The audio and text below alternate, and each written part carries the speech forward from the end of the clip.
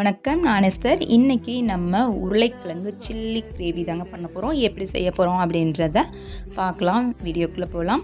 அதுக்கு முன்னாடி எங்கள் சேனலில் ஃபஸ்ட் டைம் பார்த்தீங்கன்னா லைக் பண்ணுங்கள், ஷேர் பண்ணுங்கள், சப்ஸ்கிரைப் பண்ணுங்கள், மறக்காமல் பெல் பட்டனை கிளிக் பண்ணுங்கள்.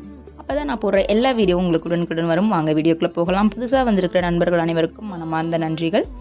இன்றைக்கி பார்த்தீங்கன்னா உருளைக்கிழங்கு நல்ல பெரிய உருளைக்கிழங்காக இதுக்கு எடுத்துக்கலாங்க. எடுத்து சின்ன சின்னதாக கட் பண்ணி வச்சுக்கிறோம். இந்த மாதிரி ஸ்லைஸாக கட் பண்ணி எடுத்து வச்சுருக்கேன். தேவையான பொருட்கள்லாம் நம்ம எடுத்து வச்சாச்சு. பூண்டு, வெங்காயம், இஞ்சி, கார்ன்ஃப்ளவர் பவுடர், அப்புறம் ரெட் சில்லி சாஸுங்க, அப்புறம் பார்த்திங்கன்னா கோதுமை மாவு இல்லைன்னா மைதா மாவு, அவ்வளோதான். இப்போது இந்த மாதிரி பொட்டேட்டோவை வந்து நல்லா கட் பண்ணி வச்சுருக்கோம். இதில் தண்ணி ஊற்றி நல்லா அலசி ட்ரையாக எடுத்து வச்சுக்கோங்க.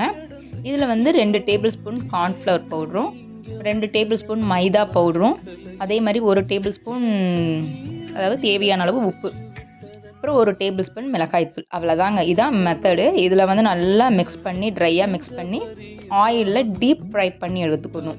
இந்த உருளைக்கிழங்க நல்லா பொரிச்சு எடுத்து நல்லா முறுமுறுன்னு வர மாதிரி பொரிச்சு எடுத்து தனியாக எடுத்து வச்சுக்கணுங்க. இது பார்த்திங்கன்னா ஒரு நார்த் இந்தியன் ஃபுட்டு. நம்ம நார்த் இந்தியாவில் இருக்கிற டைமிங்கில் வந்து நிறைய வித்தியாசமான டிஷ்ஷெல்லாம், snacks item, evening chaat item, இந்த மாதிரிலாம் நிறையா விஷயங்கள் இருக்கும்.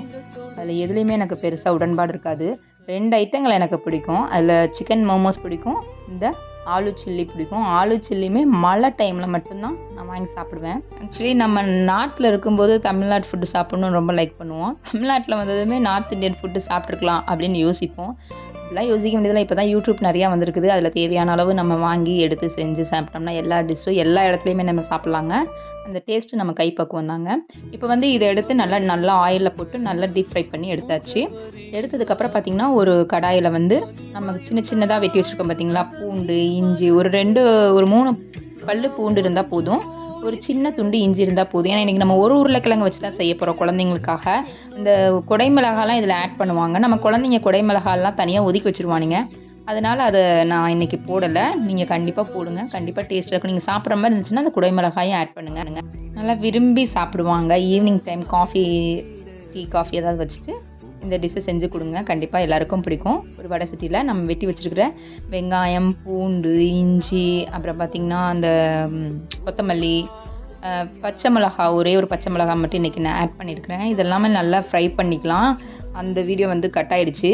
இப்போ பார்த்திங்கன்னா நல்லா ஃப்ரை பண்ணி நம்ம எடுத்து வச்சுருக்கிற இந்த சில்லி, ஆலு சில்லி இருக்குது பார்த்திங்களா, அதை வந்து நம்ம இதில் போட்டுட்டு பெரிய வெங்காயம், கொத்தமல்லி இதெல்லாம் மறுபடியும் போட்டு இந்த இடத்துல தான் நம்ம வந்து அந்த கேபேஜும் ஆட் பண்ணணும். இப்போ பார்த்திங்கன்னா இது 2 டேபிள் ஸ்பூன் கார்ன்ஃப்ளவர் வந்து நல்லா மிக்ஸ் பண்ணி வச்சுருக்கேன். அதையும் விட்டு கொஞ்சம் தேவையான அளவு உப்பு போட்டு கொஞ்சம் தேவையான அளவுக்கு தண்ணி விட்டுருக்கணும்.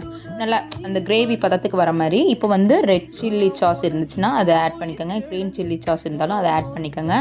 சோயா சாஸ் வந்து 1 டேபிள் ஸ்பூனும், அப்புறம் வந்து டொமேட்டோ சாஸ் வந்து தேவையான அளவு ஊற்றி நீங்கள் வந்து இறக்கி சுட சுட சாப்பிட்லாம். ரொம்ப டேஸ்டியாக இருக்கும். இந்த இதை கண்டிப்பாக ட்ரை பண்ணுங்கள். எப்படி இருந்ததுன்னு கமெண்ட்ஸ் பண்ணுங்கள். இப்போ இந்த இடத்துல வந்து ஒரு குட்டி ஸ்டோரி சொல்லட்டுமா? ஒரு பெரிய ஊரில் வந்து ஒரு பெரிய பணக்காரர் இருந்தாராமா. அந்த பெரிய பணக்காரர் வந்து தன்னுடைய நிலத்தை வந்து விற்றாராமா, ஒரு ஏழை விவசாயிக்கு விற்றாராமா. அந்த விவசாயியும் எப்படியோ கஷ்டப்பட்டு கொஞ்சம் கொஞ்சமாக காசு வச்சு அந்த ஒரு இடத்த வாங்கிட்டாராமா. வாங்கும்போது அந்த பணக்காரர் சொன்னாராமா, அந்த விவசாய நிலத்துக்குள்ளே ஒரு கிணறு இருந்துச்சாமா. விவசாயியை கூப்பிட்டு, இங்கே பாரு தம்பி, நான் வந்து உனக்கு இடத்த தான் விற்றுருக்கேன், நிலத்தை தான் விற்றுருக்கேன், அந்த கிணறு விற்கலை. ஸோ அந்த கிணத்துலேருந்து நீ தண்ணி எடுக்கவே கூடாது. அப்படி எடுத்தால் நீ அபராதம் கட்டணும். அது என்னோட கிணறு, அது என்னோட தண்ணி அப்படின்னு சொல்லிட்டாராம். இவர் இல்லை எஜமானனே அப்படின்னு எனக்கு புரியல அப்படின்னு. அதெல்லாம் கிடையாது, உனக்கு இடத்த மட்டும் தான் நான் விற்றேன் அப்படின்னு சொல்லிட்டாராமா.